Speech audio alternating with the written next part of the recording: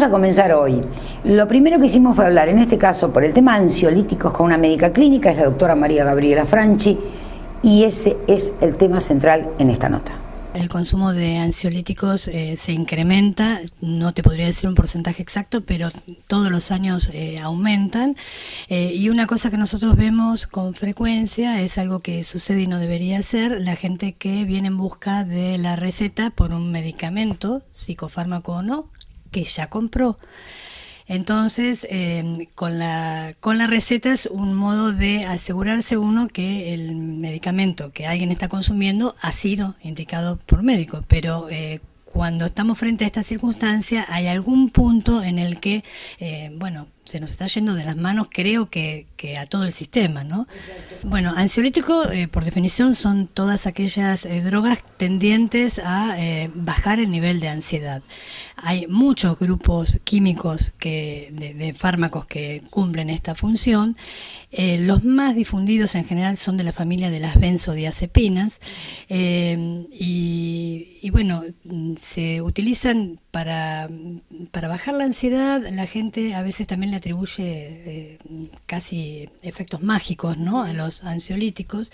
El problema con ellos es que crean dependencia, son psicofármacos y bueno, cumplen con la ley de la dependencia. Entonces, esto quiere decir que aquella persona que lo consume en forma crónica no puede o siente que no puede dejar de consumirlo. Cuando lo hace tiene algunos síntomas que nosotros llamamos síndrome de abstinencia, justamente porque el organismo no está recibiendo ese fármaco, y además tienen en el uso crónico efectos colaterales como todos los fármacos, y uno de los efectos que tienen estos, como son depresores del sistema nervioso central, es que a veces dan un cuadro símil de depresión o incluso pueden inducir a una depresión en aquellas personas que ya tenían una predisposición.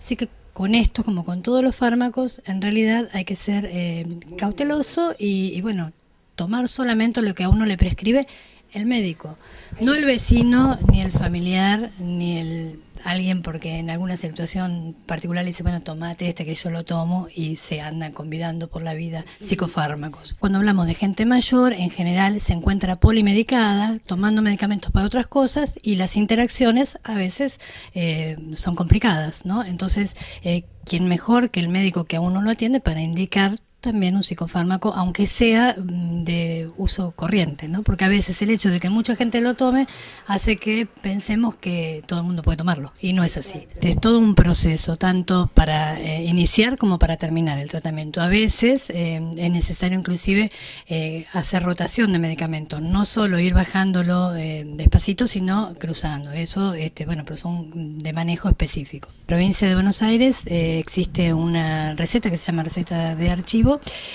para la venta de psicofármacos. Hablando de los generales, hay otro tipo de psicofármacos que son de uso específico, que lo pueden indicar solamente los neurólogos, los anestesiólogos o los psiquiatras, que eso lleva una receta de archivo nacional que, bueno, ni siquiera las tenemos todos los médicos, exactamente. Y esos medicamentos no salen de la farmacia sin esa receta. ¿Se encuentran como médicos en la consulta que hay mucha gente que llega porque lo único que busca es la receta? Bueno, eso a veces sucede, sí, se encuentra. Sobre todo en algunas obras sociales en las que los descuentos son bastante importantes y que la gente necesita sí o sí de su médico de cabecera, que es el único que se la puede hacer para que ese descuento se cumpla. Los medicamentos en realidad tienen que estar siempre resguardados de los niños y, bueno, en el caso de los adolescentes, también explicarles cuando una persona en la casa toma un psicofármaco por qué la está tomando, porque también eso de habituarse a que ese psicofármaco está ahí disponible hace que después por ahí ese chico en algún momento lo tome como con naturalidad, formando parte del paisaje, y lo consuma como si nada.